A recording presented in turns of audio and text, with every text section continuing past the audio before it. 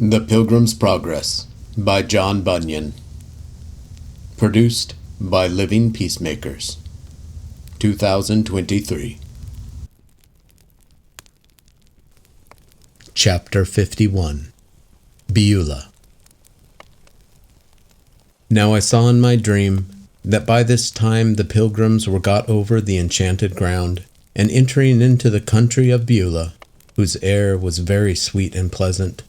The way lying directly through it, they solaced themselves there for a season. Yea, here they heard continually the singing of birds, and saw every day the flowers appear in the earth, and heard the voice of the turtle in the land.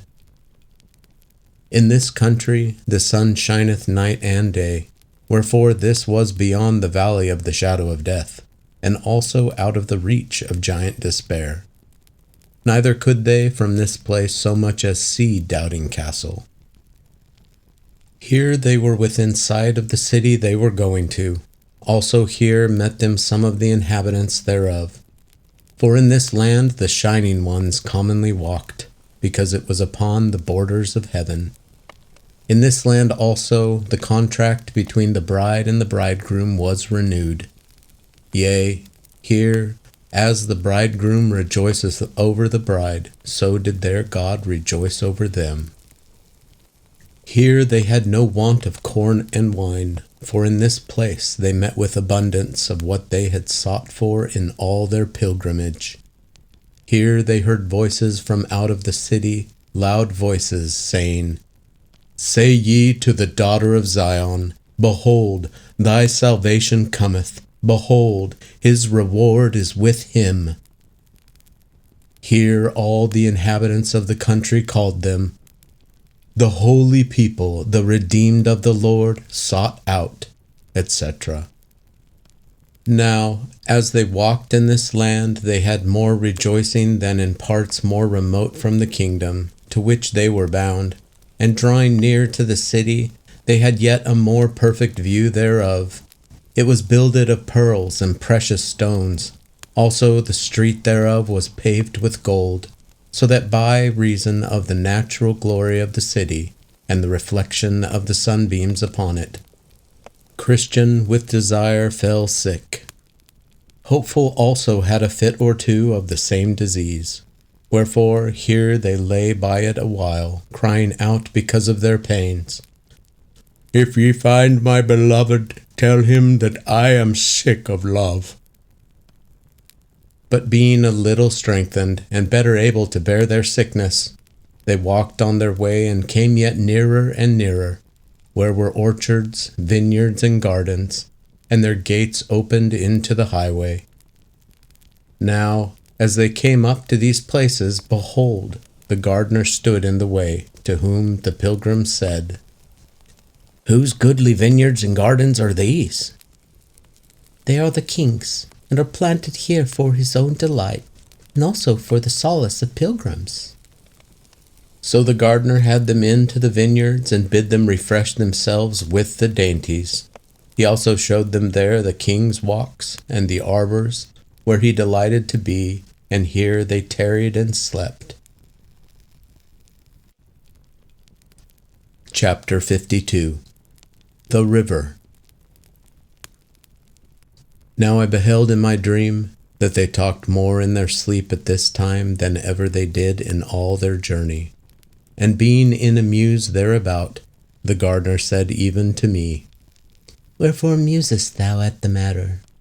It is the nature of the fruit of the grapes of these vineyards to go down so sweetly as to cause the lips of them that are asleep to speak. So I saw that when they awoke, they addressed themselves to go up to the city. But, as I said, the reflection of the sun upon the city, for the city was pure gold, was so extremely glorious that they could not as yet with open face behold it, but through an instrument made for that purpose.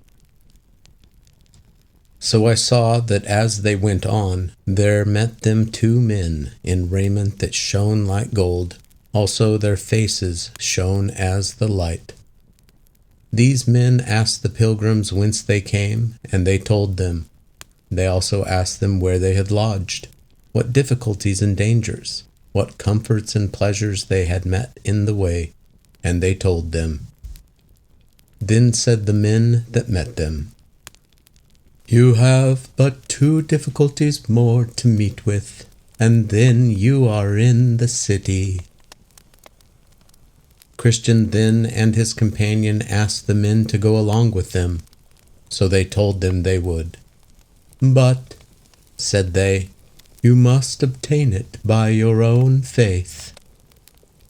So I saw in my dream that they went on together until they came in sight of the gate. Now I further saw that betwixt them and the gate was a river, but there was no bridge to go over, the river was very deep. At the sight therefore of this river the pilgrims were much stunned, but the men that went with them said, "You must go through, or you cannot come at the gate." The pilgrims then began to inquire if there was no other way to the gate, to which they answered, "Yes, but there hath not any, save 2, to wit, Enoch and Elijah, been permitted to tread that path since the foundation of the world, nor shall until the last trumpet shall sound." The pilgrims then, especially Christian, began to despond in their minds and looked this way and that. But no way could be found by them by which they might escape the river. Then they asked the men if the waters were all of a depth. They said, "No," yet they could not help them in that case. "For," said they, "you shall find it deeper or shallower, as you believe in the king of the place." They then addressed themselves to the water, and entering, Christian began to sink, and crying out to his good friend Hopeful, he said, "I sink in deep waters, and billows go over my head. All his waves go over me, Selah." Then said the other, "Be of good cheer, my brother. I feel the bottom, and it is good." "Then," said Christian, "ah, my friend, the sorrows of death have compassed me about. I shall not see the land that flows with milk and honey." And with that a great darkness and horror fell upon Christian, so that he could not see before him.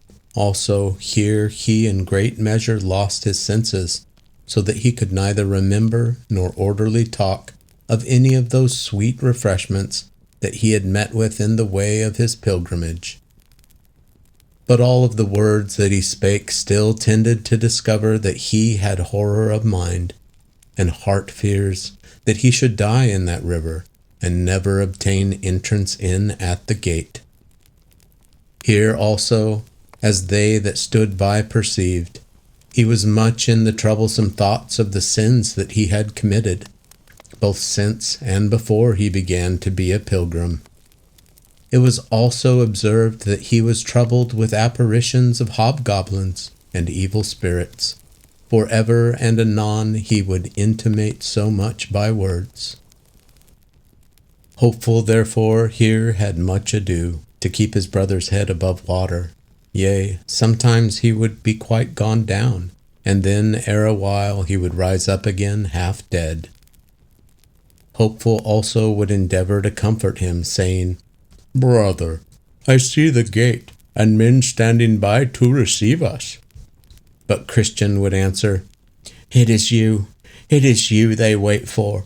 You have been hopeful ever since I knew you." "And so have you," said he to Christian. "Ah, brother," said he, "surely if I were right, he would now arise to help me. But for my sins he hath brought me into the snare, and hath left me." Then said Hopeful, "My brother, you have quite forgot the text where it is said of the wicked, 'There are no bands in their death, but their strength is firm. They are not in trouble as other men, neither are they plagued like other men.' These troubles and distresses that you go through in these waters are no sign that God hath forsaken you, but are sent to try you, whether you will call to mind that which heretofore you have received of his goodness, and live upon him in your distresses." Then I saw in my dream that Christian was as in a muse awhile, to whom also Hopeful added this word, "Be of good cheer, Jesus Christ maketh thee whole."